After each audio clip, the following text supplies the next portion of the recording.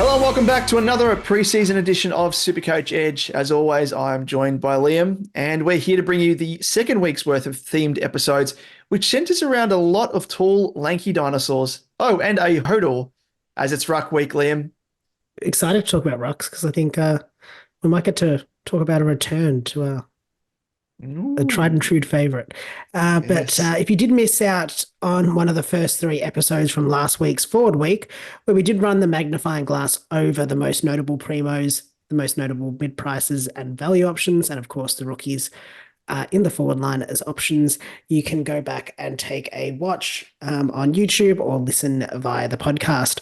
But before we kick off, I'll just quickly run through our socials. So on YouTube, you can simply search SuperCoach Edge. You'll find us there. Don't forget to subscribe to be notified of when our content does drop from week to week and midweek as well with each of these themed weeks. On Twitter, you'll find us at @supercoach_edge, Damien at DamoJ88, myself at Liam Evans _95. And if you search SuperCoach Edge on Facebook and Instagram, you'll find us there. Yes, that combo you were talking about, Liam, did it happen to be the old Sandilands Dean Cox combo? Oh, yes. Yeah, that's what I was thinking. That was one of my favorites back in, that would have been when I was back in high school, which is, I can't even count the number of years I've been out of high school, but it's getting further and further away. But of course, in today's episode, we figured that, I guess, given that we aren't overawed with an array of options in terms of Premos, mid prices, and rookies, we figured we'd combine them into one tiny episode. So is it another season of set and forget and a return of the ever popular combo, Liam, that is otherwise known as GRUNDY? You'll have to wait and see.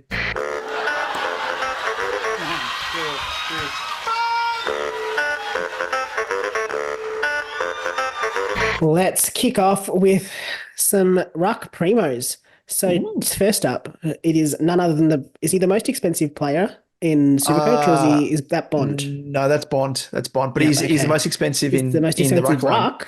Yes.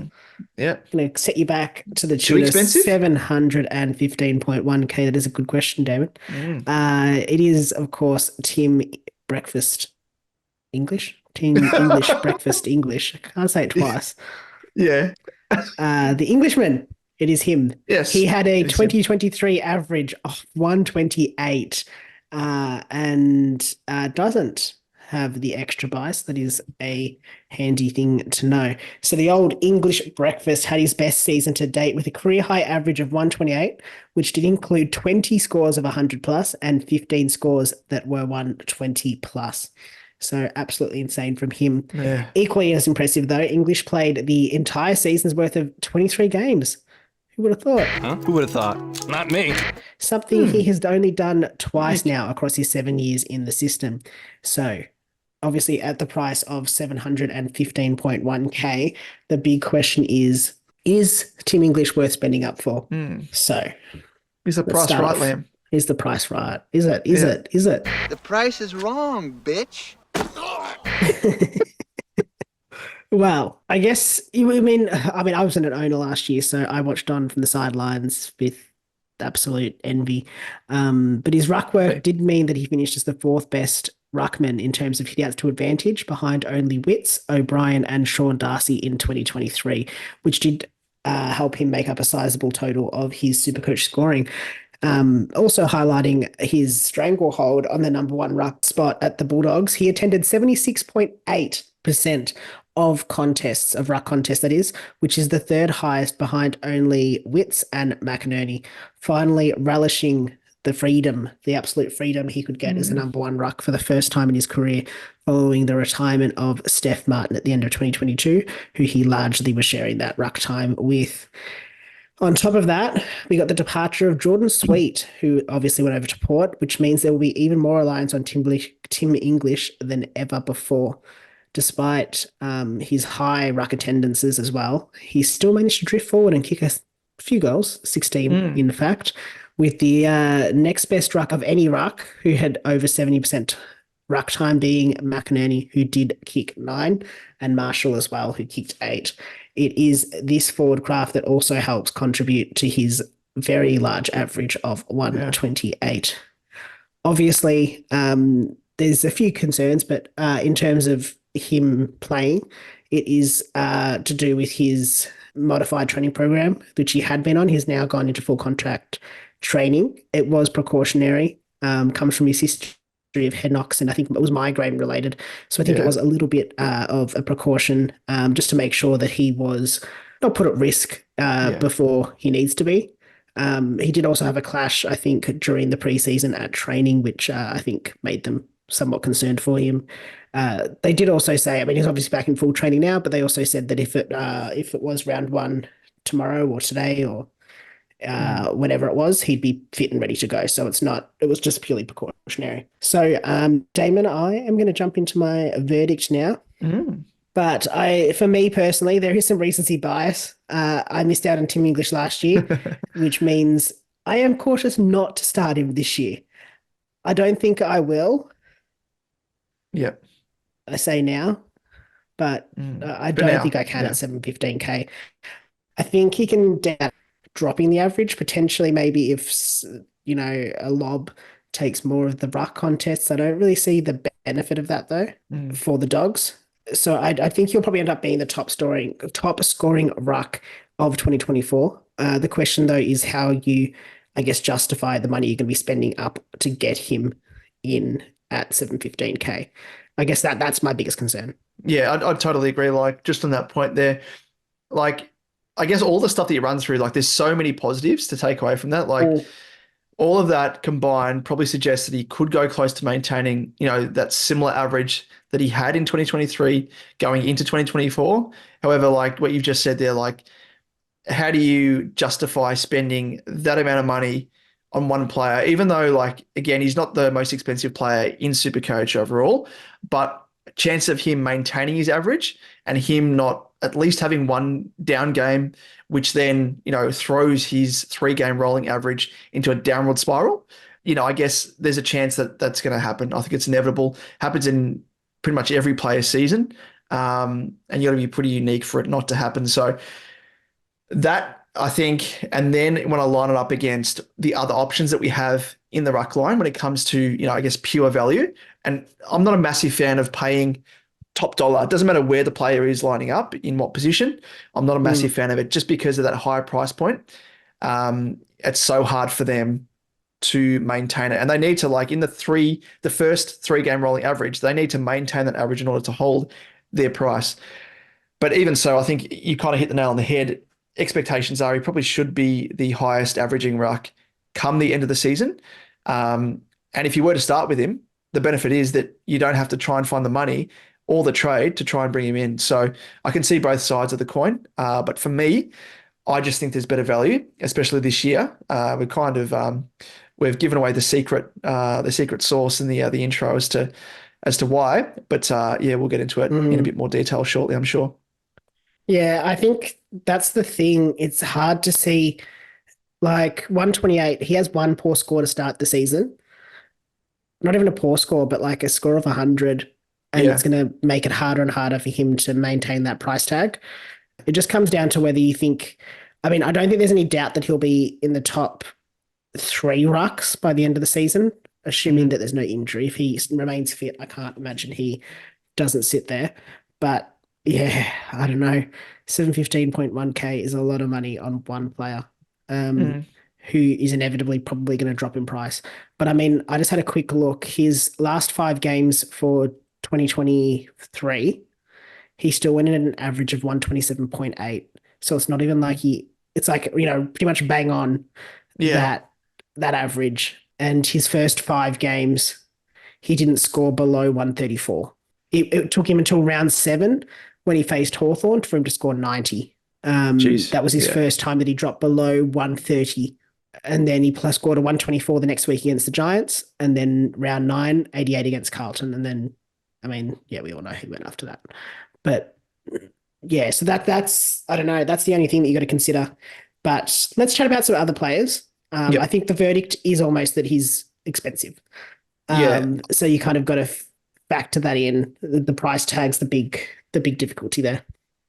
The one thing I just will kind of put a bit of a bow on for English is look at his fixture as well. With all the players we talk about, I think obviously looking at the fixture this year is even more important because of buys and whatnot. But just the first 2 games for the Doggies. Pretty tough matchups for English. He's got Maxi Gawn in round 1, and then he's got Wits, Gold Coast in round 2. So chances are of him going gangbusters against both of those quality opponents. Probably more chance of him having a little bit of a downer by his standards, maybe close to a 110, maybe 100. And that's all we need really across both of those games. And his price is going to plummet. But I remember just as well, just quickly, when you had the chance of trading him in, Liam, or, did you ever have the chance of trading him in? Because I do know I was lucky I brought him in when I think it was Shrek, Hodor, Darcy went down and good opportunity to bring him in and went gangbusters. But there were people that were hesitant to do so because of English's, I guess, bad durability and the fact that he's only played a full season twice across his 7-year career. The odds in his favor or against him for him to, it's kind of hard, isn't it? But this kind of scares me when he's had the migraine related issues. Yeah. And he's got a history that of them. Scares me a little bit. Yeah. And like we've seen in the past, the Bulldogs have been really cautious with him. If he does get a head knock and a concussion, it's not what is it? Is it 10 days normally? 10, 12? 10 or 12 or something, whatever it is. Normally it's you miss a week. Generally you miss the next game and then you play the week after. They seem to want to give him more than that. So he normally misses, instead of 1 game, he'll miss 2 games. So I think that's one thing to consider with him. Also talking about his tough run, I've done a little bit of an analysis over a couple of the guys, not all the guys we're going to talk about, on the difficulty of their run compared to others. Essentially, I've looked at it until it's probably a fair way into the season, until round 15, just because that was sort of meant that everyone's had their second bye by then, or the main byes are done. Basically, what I've done is I've just looked at each team. I've categorized them based off the difficulty in scoring against that ruck team in 2023. So he faces Melbourne. Melbourne is the second is about the 4th hardest team to score against. Then Gold Coast, they're the hardest team to score against, or were last year. West Coast were the easiest. So I've kind of gone through and categorized it based off that. And he basically comes out, he's got probably the 3rd hardest of the main guys that we were going to talk about. I don't want to go into it too much because it's a bit complicated to probably talk through, but he essentially has one of the tougher draws. For a ruckman. He plays 4 games against the 3 hardest teams to score against for Rucks in the first 15 games. And then plays 2 games against the top sort of 6. So it's probably a tough draw for him. I mean, you got to also consider that he obviously is a good ruck as well, so he's going to score better than others. But it just would lower his average probably slightly. Yeah, that's a good point. I like that as well, that analysis, because it helps kind of, if you're on the fence, decide, do you start with the player or potentially use them as a bit of a, an upgrade target, at, their first buy, for example, or second, or, depending on how many buys they have. It's probably a good thing to delve into. So that is a fair point. But shall we move on to the next option? And it is Rowan Marshall, and he's priced at 639.1K, and his 2023 average was 114.3. In terms of his extra buy, he doesn't have one, thankfully. So that is a tick for him. So Marshall, as we all know, was a popular pick in 2023. He started at the juicy price of 506.5K. as a solo ruck following the retirement, of course, of Paddy Ryder, which gave him the outright number 1 ruck mantle. Relished the freedom, of course, and he posted that career high average of 114.3. And I guess, being no direct competition really does suggest that, he's going to be potentially taking his game to the next level, maybe. The other thing to mention with him is that he attended the 5th most ruck contest in the competition with 74.9, which I guess underlines the fact that that reliance on him as the number 1 ruck with little chop out, really. However, at his inflated price point in 2024, there really isn't much more upside, I guess. You could say you virtually pay for what you get, but what you get is someone who in 24 games scored 100 plus in 20 games and 120 plus in 10 games. So I guess just segueing into the verdict for me, I can see the appeal, but again, not for me personally. As let's just say there's another bearded guy we were about to speak about that I think could rival Marshall's average at roughly 56K less. So I do like him. I think he's reliable. He's a very reliable option, as you can see there. High floor, high ceiling, especially with those 120 plus games. But for me, yeah, I think the ruck line anyway for me is where you should be chasing the most value that's on offer across both positions compared to other lines, where I guess isn't as obvious. So I'm kind of keeping it up my sleeve for now. But what about you, Liam? Any additional thoughts to that? On Marshall, I can see why there's appeal. I don't see the appeal personally though. Like I understand why people are interested. I'm not interested. I think you're talking quick math, 76K. Yep. Cheaper than English. I'd almost want to pay the 76K. Yeah. And just bank English if I'm going to do that. Like there's a difference. I know we're obviously going to talk about someone who's got a beard, who is 56K less. Yes, yeah. I have no clue who you're talking about. Is it you, Liam? Yes, it's clearly me. I am worth sub 600K on as a ruck. And you're worth every dollar, I might add. Exactly, well, I am. And cent. High value pick. No, yeah, I think there's a difference there. I just don't think the 76K, if I was going to do that, I'd actually rather just go for English because I think you're getting Marshall at probably his prime. Like you're paying, sorry, not his prime, peak, but his peak in terms of his price. Like I don't see him going on an absolute tear that's going to get him much higher than 639K. Yeah, I'd rather look at someone else. So let's move on. KIEREN Briggs, the Briglet, 608. Can you imagine 608K, 608.8K? Seriously, I don't even remember what he was. I can't remember what his price was when I got him in last year. I think he was 200 and something, I think, from memory. It was crazy. Ridiculous. And that's, you know what, that's set my price expectation and I will not be spending 400 extra K on Briglet, no matter what he scores. He is purely a 200K ruck now. Exactly. He did have an average of 108.9. He does have the extra bye playing for the Giants. And he did have a massive breakout season in 2023 after he won the ruck mantle over Matt FLYNN from round 10 onwards, and absolute revelation for those that brought Briglet in, as he went on a tear to make nearly 320K as a playing cash cow. From 17 games, he did score 100 plus 11 times, underlining his dominance, but with just 4 scores above 120, he seems to have a bit of a ceiling compared to others out there. Could he increase his average with a full season ahead of him as the number 1 ruck? Maybe. In terms of verdict for me, though, nah.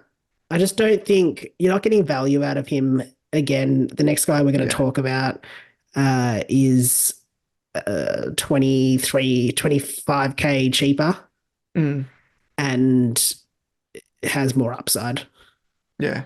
Like, again, I think it's a bit like Marshall. Like, I can't see him, like if he increases his average, I don't imagine it's going to be much. No. So I don't think there's the value there. I think you're really paying for him at his peak. Yeah, well, that's the thing. Like this next bloke we're about to talk about, who's you, Liam, because he's a bearded one. But just the fact that this next guy's got a history of surpassing, not just meeting English's average of last year, but even surpassing it. So Briggs, we don't have that data set historically in his game because it was his first breakout, year really. So we don't know if he has it in him, if he's capable of replicating the season that he just had first and foremost, but also taking it to another level. So that's where the sort of the data comes into, I guess, importance there. So yeah, I'm 100% the same as well. He's, I will say he's still a definite option, 100%, but in the interest of chasing value, which I spoke of before, it's not as obvious as this next guy, who is Liam Maxi GAWN, 583.7K, 2023 average, pretty ordinary by his standards, but there's reasons, Liam. There is reasons. And we all know it, of course. So let's run through them. Let's break it down. So his 2023 average is 104.5. He does, unfortunately, have that extra bye due to playing in round 0. But who gives it absolute stuff, Liam? Not me, not you. He should be started. So here's the reasons why. So, of course, 2023, just to sum it up, pretty much a roller coaster. So he started the season like a house on fire, scored 140 in the opening game, only to get injured 5 minutes into the next game against the Lions, which of course was the blackout game, with the lights the power just was cut, and he copped a donut. So that obviously distorted his overall average. So if we discount that donut game from his average, his true average is actually 111.3, and therefore, he should have a 2024 starting price of around about 620K. So, I mean, he's obvious value to the tune of, what's that, 37, is that right? 37K or thereabouts, unders. So, incredible value there. And it was no secret, having to share the ruck with Grundy after his return from injury took a hit to his scoring output. So, from round 6 to 17, when he averaged just 49.3% time in the ruck, he averaged a score of 97.3, so even lower than his overall average. But then when we compare that to when he averaged 74.4% ruck time for the remaining 9 games when Grundy was dropped, his average score skyrocketed to 125.2. So it should go without saying that with Grundy no longer at the Ds, the sky is once again the limit for old Maxi. And we even saw the impact of, even before that, the season prior, Luke Jackson, the impact that he had on GAWN when GAWN only had 58% ruck attendance and his average dipped to 114.5 from 120.5 the season prior when he had 63% ruck time. And historically in seasons where he has averaged upwards of 63% plus ruck time, he has finished with averages of 124.7 in 2018, 128.4 in 2019, 139.9 in 2020, and 120.8 in 2021. So there's a fair stretch of games and I guess, overall seasons there where we know he can hit those heights that English hit last year and even surpass it. So as such, just to summarize, without Grundy or another genuine second ruck cramping his style, it wouldn't surprise to see him once again reclaim an average of upwards of 120 plus. So quickly, verdict for me, all signs point to a GAWN bounce back without Grundy, and he comes at that nice discount too. So that's he's just an absolute bonus.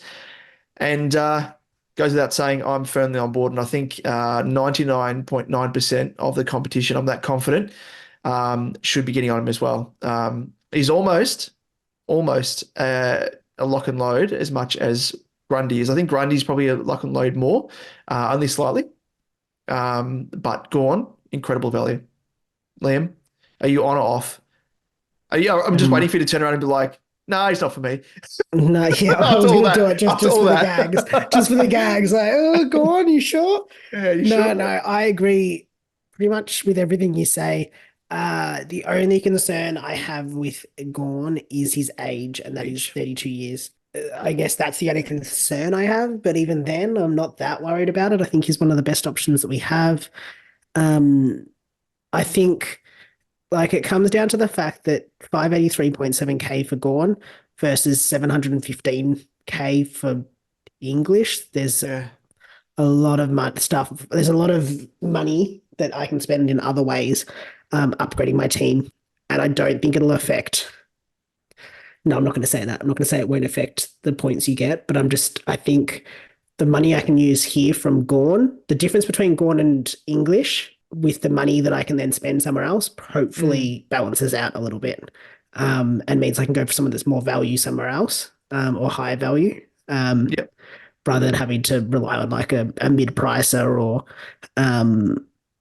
a rookie or whatever it might be, Yeah, and that's the thing. It creates better balance of the team. Yeah, and the difference between English and GAWN, like the easiest way to look at it is like 131.4K is the discount if you're going for GAWN over English. And like that in perspective, I guess, is like if you need that extra coin to bring in another Premo, that could potentially bring you in someone like an Andy Brayshaw off the back of Matt Crouch. Yeah. Exactly. That's what I'm thinking about there. And let's not think about the 104.5 versus the 128 point whatever, or 128 I think it was on the dot.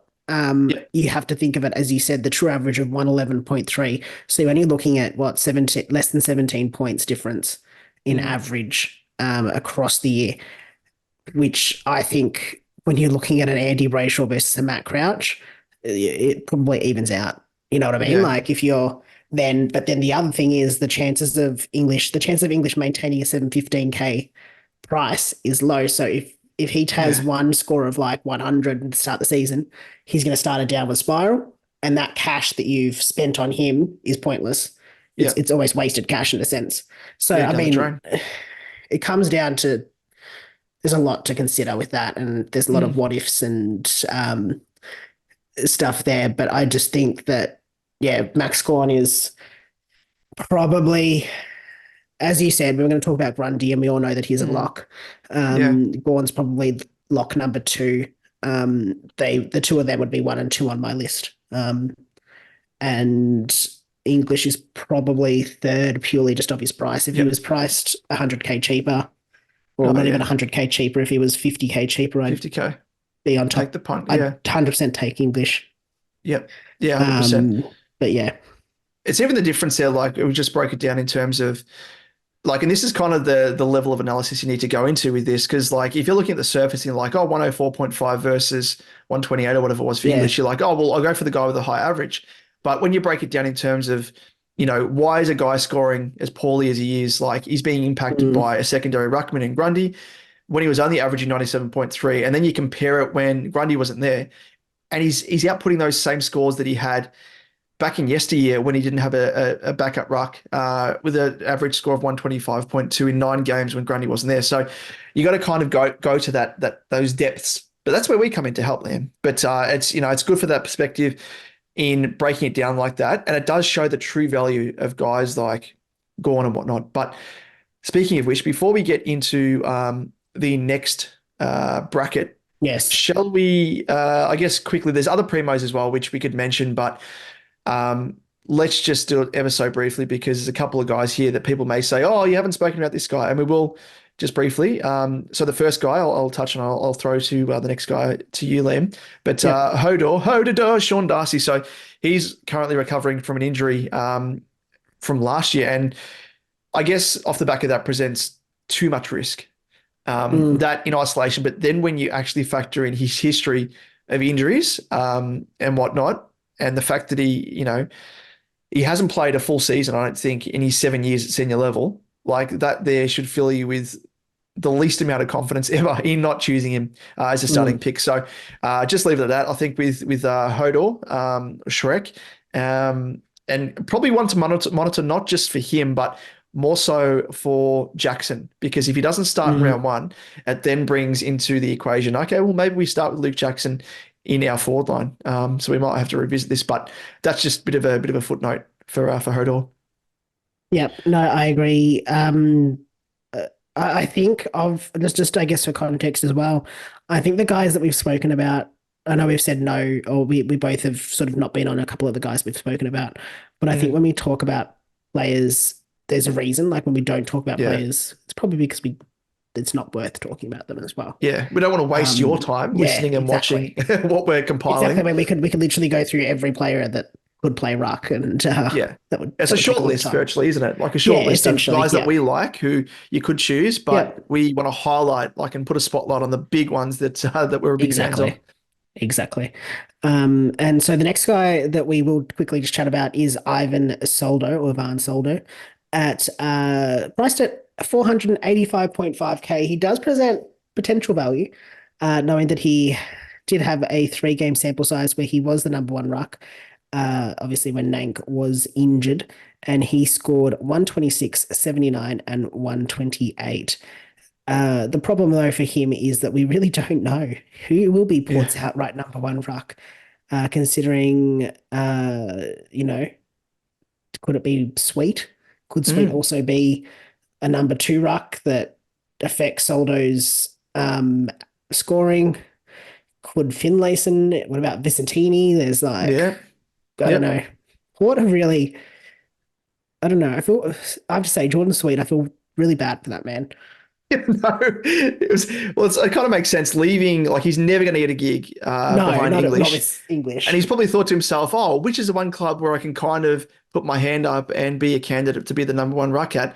And he was traded in there first, wasn't he? And like he's I probably don't know if spoken he to was he or from was Port. he? I remember he was like What was he's he going to like? Port, he's going to Port, and it was Oh, like there's yeah, that makes whispers, I sense. think. Yeah, Yeah, and then all of a sudden they picked up Soldo, and I was like, what about Sweet? yeah. Like, He's probably thinking, I talking feel to his offended manager, like, for "What him. the hell? Got blindsided." Oh, poor guy. Poor Yeah, guy. But yeah, I sweet and think sour. that's probably the key issue. Port's ruck. I don't even know what to call it. And they Port's haven't structure really doesn't. had like a favored ruck Mm. like for a long while, have they? No, because even like I mean, Lysette was like perpetually injured. Yeah, And then when he wasn't injured, they kind of just threw different options around, like Finlayson is the second ruck. Like yeah. And Hayes, like the other despite like bloke you he's had bringing in. Hayes, you have Visitini, Yeah, they had yeah, Teakle, yeah, sorry. yeah. Like, yeah, I don't know. Mm. Strange. But let's move on then. Let's move on Yep. to the next section. And these are value and mid-price options that are in the rucks. So obviously aren't classified as your primos based off their price. So we'll kick off with from West Coast now. Matt Flynn, 491.8K. He averaged 88 in 2023 and does not have Mm. the extra buy as a West Coast player now. Yes. So he started his 2023 as the number one ruck choice for the Giants, but soon fell out of favor, dropped after round 9, and didn't play another game, with Briggs impressing the Briglet. He now finds himself on the other side of the country at the Eagles, seeking Yeah. greater opportunity, but even in his 9 games as the outright ruck, he only really averaged 88 from an average attendance at the ruck contests of 67%. Mm. Likewise, in 2022 and on 2021, he averaged 84.3 and 87 respectively, which doesn't really scream pick me, especially at a price point that is close to 500K in 2024. And especially when we talk about the next guy on the list, who is Mm. basically 9.9K cheaper. Yeah. And yeah, we'll get there. He also finds himself with solid competition for the number one mantle with Bailey J. Williams improving massively across the course of 2023. So Flynn may yet again find himself as the backup option. I think from what I've heard of their training, their match sim West Coast match sim, he looks like he'll be their favored ruck. But I guess the question will just be whether he that's season long. Mm. It could be a case of right now he is, but in a Yeah. couple Like at the Giants, he was weeks. Exactly. start the season. So in terms of verdict for me, he is risky option considering there's not necessarily the assured role for him. I'd be watching his preseason before I jump on him, but even then, I mean, he could be dropped or have his role switched, become the second ruck mid-season. I think there's too much risk. And if you're going to go for a pod, I think at this price, there's better lower priced options, or I'd rather jump up, spend the extra 90K and get a GAWN. No, I'm exactly the same. He's just not worth the hassle. And I think any ruck candidate for whether it be, R1 or R2 that still has question marks over whether they're, the outright number one ruck. Yes. Isn't really worth a consideration for your side because you don't want to be, finding, at any point in the season, oh, wait a second, my, starting ruck choice he's being dropped or he's going to be played forward predominantly. And, say Bailey J. Williams comes in as a preferred ruck choice and, Flynn's a forward ruck. Wouldn't want that. But yeah, is what it is. No. But kind of self-explanatory, isn't it? Well, let's move on to there's probably no secrets as to who this next bloke is. No, let's just give it away. It's Brodie Grundy. It's 481.9K. 2023 average, just 86.2. And he does have the extra buy. playing now for the Swans. So we all know, as we spoke about when we had a chat about GAWN earlier, the GRUNDY experiment at the D's was an ultra failure, given he now finds himself wearing Swans colours in 2024. But looking back on 2023, his struggles stemmed from the fact that the D's were forced to try and use him more as a first choice key position forward and a relief ruck second, a role that he was never really familiar with, didn't really play it at the Pies, and with his lack of forward craft, that really exposed him majorly. As such, he was omitted from the side after round 17 and only played one more game thereafter. And for those 17 games that he did play, he shared the ruck in 13 of them for an average of just 75.2. However, for the 4 games that he played as the outright ruck when GAWN was injured, he reminded us of his quality with scores of 74, 143, 144, and 128 for an average of 122.3. And across his journey at the Pies, when he was not injured or having to share the ruck with Cox or Cameron, he managed 130.5 in 2018 as the number 1 highest SuperCoach scorer overall, 130 in 2019 as the number 1 highest SuperCoach scorer overall again, and 120.6 in 2020 as the 6th highest scorer overall. So this almost is the mirrored ideal scenario that he's stepping into at the Swans, with no backup ruck to share the load with and a quality midfield featuring the likes of Goulden, Parker, Warner, Mills, and now ex-teammate Adams to feed the ball to. So in terms of value, he hasn't started this cheap either since 2016 when he was priced at 488.8k. So is there anything more to say other than lock and load, Liam? No. Literally what I have written here is lock and load. It's as simple as that. Value is too good to pass up. That's all I have to say. Yeah, exactly. Yeah, we all know what he can produce, and it kind of, again, it mirrors GAWN, because we all saw how well GAWN scored when Grundy wasn't on the side, and then we saw how well Grundy scored when GAWN wasn't on the side.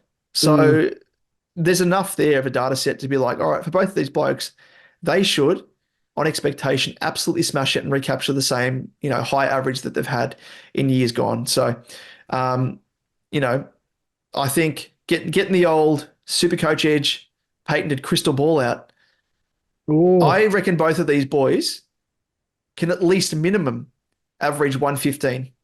And I reckon they're going to be pushing upwards of 120 plus. If they're fit. If they're fit. That's of course. I mean, that's the caveat. If they get injured or something, we can't control that. Yeah. We can't factor that in. No, I'm probably not as bold as that. I think that the two of them will be top 3 to 5 rucks options, but I think that the value that you're going to get out of those two versus an English is worth the extra. It was worth not paying up for English. Yep. I just did the maths. Yeah. Those two, you're spending just over $1 million, 1.065. When you just consider the fact that English is then basically 750, you know what I mean? To get, to find the value of those two and then get someone else, you're looking at a player that is, so let me just do the math, 715.1. You'd have to find a player that's 350.5k to then sit with English and then average the same for the price point. You know what I mean? I just don't think you're going to necessarily find that. I don't even know who's priced. You're not going to find, you're not going to find that quality that's going to have that projected output of a looking GAWN at it or a here. Grundy. So I'm just going to have a quick look at the players in the ruck. Yeah, there's virtually no one. I reckon, in terms of guys that we've got listed down here, Cherry is maybe the only guy, but they're too expensive, 407. Nick Bryan is 371 for the Dons. I wouldn't want him. Mason Cox is 354.9. That's the level of player you're getting at 350k in the ruck. It's a massive drop off. Darcy Fort, 272. Ned Moyle, if he happens to play, 193, and then it's Toby Conway at 180. So you're really not going to find a player at that 3. That's what I'm just trying to point out is that combined total and the combined average, of both players, is that I just don't know whether you're going to get the same value. But anyway, that's each their own. You do you. But exactly, you do Grundy is lock and load. Do it. Get him in. Yep. Double barrel, just we got the GAWN, we got the Grundy combined. Exactly. They are the GAWNdy. It's like Captain Planet. Yes. Wind, water, heart. Go Gandhi! By your powers combined, I am Captain Gandhi. Captain Gandhi, he's the hero. These two don't need any intro. The power is yours. And it's Captain Gandhi as well, because you've got the exactly, VC on 'cause they one could and the get- captaincy on the other. Is there Who any else have point we going got? on? Like, Yeah, is there I don't any know, point I don't about know. talking about anyone else? Like, Yeah, it's true. There's a couple of guys here. There's a guy who we'll do probably it. we'll skim through just ever so quickly, I think. Yes, I think so. Surface level. Next guy I've got on the list here is Tom de Koning, 411.8k ruck for the Blues, Damon, as you would know. 73.7 was his average in 2023 and does play in round 0, so has the extra bye. TDK played 19 games over 2023, but managed just 3 tons. However, this is the most he has had in a single season, so, you know, a bit of a silver lining there. The issue with him is that he rarely plays as the outright ruck, having shared ruck duties in 13 of his 19 games. And of those he played outright, it was due to Pitnet being injured for a vast majority. As number 1 ruck, he does show a slight uptick in average, with it lifting, about 15 points to 88.8. I think, though, that, I assume, Damon, I'll defer to you here. But I do see that you've written down that you do think that TDK is the first choice key position forward. Yep. And then using him as a second choice ruck relief for rotation. So really it's Pitnet as the preferred number 1 ruck, with TDK more as the ruck relief. So unless Pitnet is injured, I don't think TDK really holds much appeal. That's nail on the head there, Liam. Verdicts, I what's think your it's verdict? pretty straightforward. I think if there was a case where Pitnet did get injured and TDK played the majority of the season, I reckon, he could probably, as you said there, lift his average a bit higher up. But again, it's not going to be in the ballpark of a keeper. So he's just not worth considering, unfortunately. And again, he's probably a first choice forward compared to an outright ruckman, even though I'd much prefer to see TDK in the ruck, because he's kind of like the new age ruckman, but he's just working on some of the deficiencies he has around the ground, where he could be used a bit more. So until I see that, he's not on the radar for me, but maybe years to come, but not at the moment. I agree. I think you'll see a natural probably uptick in his scoring just based off sort of the age, like just him maturing. So you'll see a natural slight uptick. I just don't think it'll be enough to make it worth it. And I'll obviously defer to your knowledge around him here. But I agree with what you're saying. I also think he's awkwardly priced for 11k. Yeah. Not a natural, not necessarily as a number 1 ruck. I'd probably prefer to either spend an extra 70k and get Grundy, or go for the next guy on the list. But I'm not sold on the next guy. But if I was having to flip a coin between these two, if you said, Liam, you have to choose one of these 2 players, probably the next guy would be my preferred choice. Yeah, well, that's a bit of a segue into this next guy. So let's chat about him. It is Tristan XERRI, or XERRI, the X-Man. He's priced at 407.4k. His average for 2023 was 72.9 and doesn't have the extra bye. But I think we need to preface this with the fact that XERRI did have surgery in recent days to insert a plate into his face, as you do, after he copped a blow at training. Real X-Men. His return, it is. His return to full contact training will really, I guess, depend on his recovery. So he should be right to play come round 1, but will be iffy for the practice matches, and obviously puts a dent in his preseason preparation. So not ideal. Does go into 2024 as North's genuine number 1 ruck, of course, with Goldstein off to your mob, the Dons. In 2023, he only played 2 games as outright ruck without Grundy. He's in my mind. Without Goldie in round 17 and 18, where he scored 102 and 75. So it's a small sample size, but I guess it just doesn't really provide too much of an insight, unfortunately. And from the other 6 games that he played, discounting his injury-affected round 1, he largely shared the ruck with Goldstein and averaged 74. Does come with a big risk with his durability, and if he doesn't come off as a pick, you'll be left stranded with him and no genuine primo to really trade him up to, as you'll need close to 180 odd to trade him to GAWN, for example. And that same applies to KONING and any other ruck around this range. Yes. So I guess the other side of that coin, if you wanted to look at it, is if you're willing to take the risk, it does free up that cash amount to spread across the rest of your team. So it is high risk, high reward for those that like to live it dangerously. But yeah, I think it's too much of a risk compared to the reward, which we might chat about just quickly. But the big knock on his game, lastly, aside from durability, is his lack of contested work around the ground, where he took 8 marks across the last 8 games of the season, with 3 of those games having taken 0 and another 3 games only 1 mark. Reminds me a lot of Nick Nat. As a big deficiency in his game, didn't really take too many marks around the ground.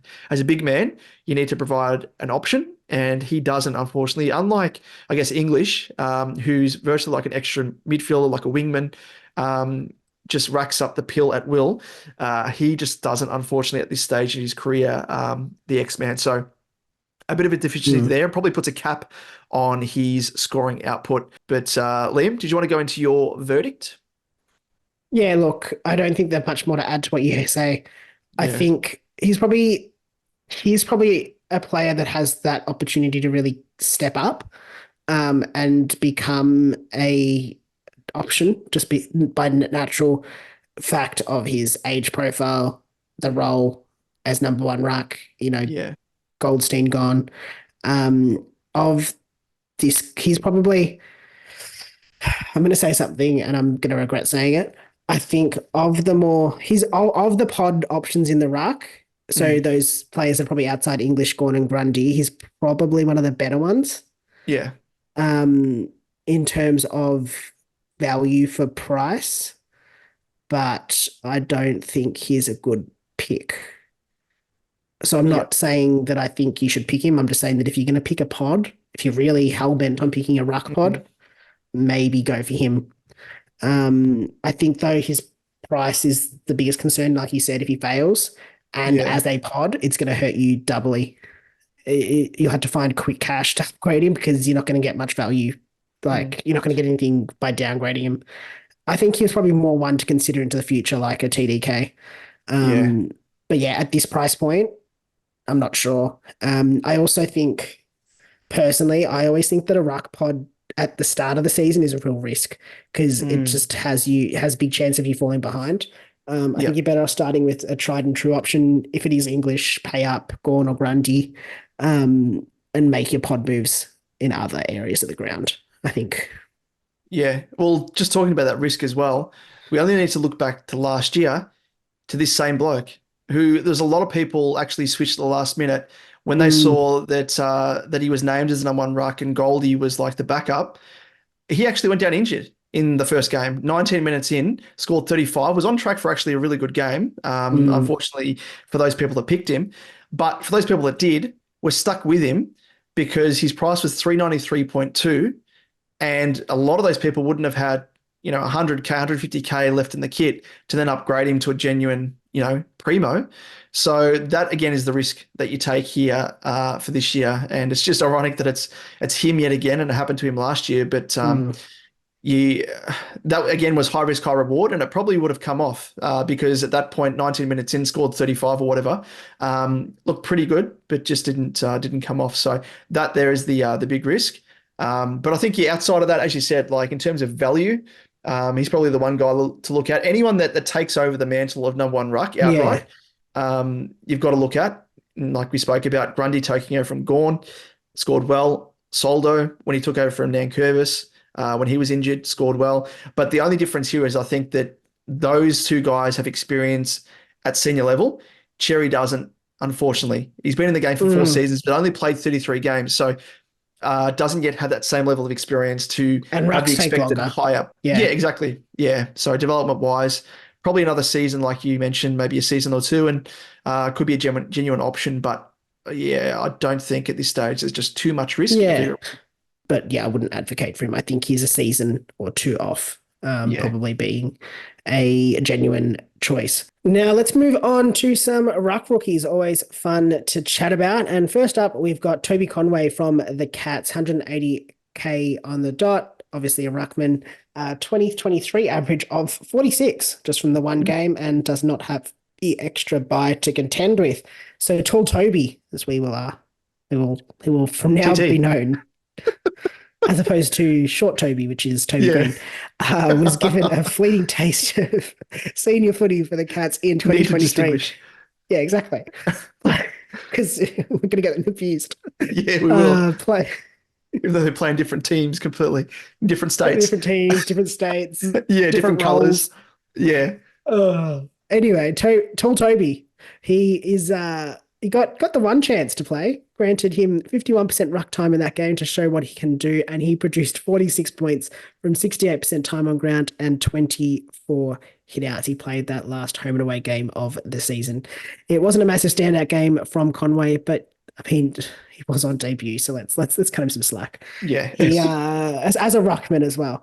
He does have big raps on him, and with Segler now retired and Stanley close to following suit, it leaves Conway as the next genuine option coming through the ranks, and the Cats surely will want to blood him, so I would expect him to play some games in 2024. At 180k, if given the opportunity to play on a frequent basis, he will be a very nice cash cow option to consider for your R3. Please do not have him at R2. No. And please, if most certainly do not have him at R1. I don't even know how you would do it, but do not do it. That is beyond like psychosis. That is just, in a different realm. I don't even know how you could do it. No, you wouldn't. Because you can't even have Jordan Sweet. You can have Jordan Sweet, 158k. Conway R1, Jordan Sweet R2, and a non-playing player as your R3. You're swaying me now, Lim. Instead of going for the GRUNDY combo, I might go with the think about how much cash you'll have left over. Wouldn't even cost you the same as just GAWN. Wouldn't even cost you the same as GRUNDY. Yeah, not GRUNDY. It's going to be the Sweet Con. It's going to be the Sweet Con combo. Yeah. Well, it would be a Sweet Con, wouldn't it? It would be, yeah. Anyway, in terms of verdict for Conway, if he starts as in round one, chuck him into R3. Do it. Love it. Love the pick. I'm quite keen at the moment. Obviously one to watch across the preseason, and if picked for round one, well, it's going to be hard to say no, and probably speaks to the confidence that the Cats have in him if he is selected. But we'll wait and see. And see. Much like this next guy who he spoke of, could form that formidable combo of the Sweet Con in Jordan Sweet. He's priced at 158.7k. His average doesn't have one for 2023 because he didn't play a game, of course. Not surprising. English didn't miss a game, so no opening there for Sweetie. Doesn't have the extra bye, but yeah, very surprising he didn't play any games in 2023, however, because such was the dominance of, I guess, in the VFL, he actually performed quite well and would have otherwise been rewarded if he was at another team with an average of 43.1 hitouts per game. So obviously stuck behind English. No surprise, he sought greener pastures. I say greener in inverted commas if you're listening to us via the podcast, via a trade to Port Adelaide, because as we spoke of earlier, we don't even know if he's going to play. But hopefully, fingers crossed for him, for his sake, that he does get some game time. But with only 11 senior games to his name, there isn't much of a sample size to work with an average of 58.6 from 70% ruck time from 5 games in his first season, followed by an average of 71 from 60% ruck time from 6 games. So in terms of his quality, we don't really know as yet. But in those games where he was the number one ruck with over 70% ruck time in his second season, he was able to score solidly with scores including 98, 76, 74, and 108. But with Port Adelaide also recruiting Ivan Soldo, who we spoke of, and talk around him being their first ruck choice potentially, old Sweetie boy could once again be pushed into the backup role. But nonetheless, at his lowly price point, he could be a worthy consideration as a R3 investment, depending on his opportunity and role, of course. So definitely a wait and see at that price point. So quickly for me, verdict, again, unsure he's going to fit. We spoke about it earlier. Finlayson, is he going to be the predominant ruck? Are they even going to play a ruck? Vicentini, who knows? So we don't even know if Sweet's going to get the first crack at number one mantle. If not, is he even going to play? Is he going to come in and play, as a forward with pinch hitting in the ruck? But aside of all that, I guess when you factor in his price and his primary purpose as a cash cow, I don't mind bringing him in, or starting with him rather, even if he's not selected in round one. hopeful that he comes in and plays. Say if Conway isn't selected for the Cats, none of these other cheap guys are. I wouldn't mind starting with him on the off chance that he does get some opportunity down the track. So one to watch, I think. Yeah, I agree. Have to watch him over the preseason. If the role's there, even if he gets the second ruck spot, maybe worth it as a R3, as a cash cow. Yeah. Like, he's pretty cheap. Yeah, cheap enough. If he is second ruck, though, I think it's just the concern becomes, does he get dropped? Like, does he maintain that spot? I don't know. That's my only concern with him. Look, I'd wait and see once they're closer to the start of the season to see what his role actually looks like. But could even be one. I mean, maybe ideally Conway starts the season, gets us through, and then we can downgrade to a Jordan Sweet. Maybe a couple of price rises out of Conway. Soldo gets injured or gets dropped or whatever it might be, and they throw in Sweet. I don't know. Would be ideal. Yep. Yeah, exactly. Or the reverse could also be ideal. But yeah, I don't know. It's hard to say without really any form or any real idea of what the team's going to look like. Yeah. Yep. Spot on. But I do like it. Well, that's pretty much a bow on this episode, Liam, and probably a little bit of a nice chance to segue, of course, the next episode, which kind of is what you were just touching on there in terms of strategy. Starting with certain guys in R3, maybe getting a price rise or two out of, say, a Conway and then downgrading to Sweet, vice versa. Or do you go for a GAWN combo, or do you go for, a GAWN plus an English? But I guess, that and the fact that R3, the higher purpose around that compared to seasons gone, we'll touch on all that. But that's pretty much that for this episode. But of course, Liam, if there are any notable rucks that you would like us to touch on that we may have missed, please comment below. If you're watching us on YouTube, of course, and we'll touch on them in a special episode later in the preseason, or reach out to us via socials and we'll run through them in a special episode called Frequently Asked Players. But Liam, where can people reach out to us across socials? They can find us on YouTube if just search SuperCoach Edge. And if you are listening to us via the podcast, why not go to YouTube, click on search SuperCoach Edge, find our channel, and watch this video. Yeah, and then you can see us. Exactly, there's fun to be had. There's graphics, there's stats, there's everything that we've kind of built in as well this year, which makes it a little bit easier.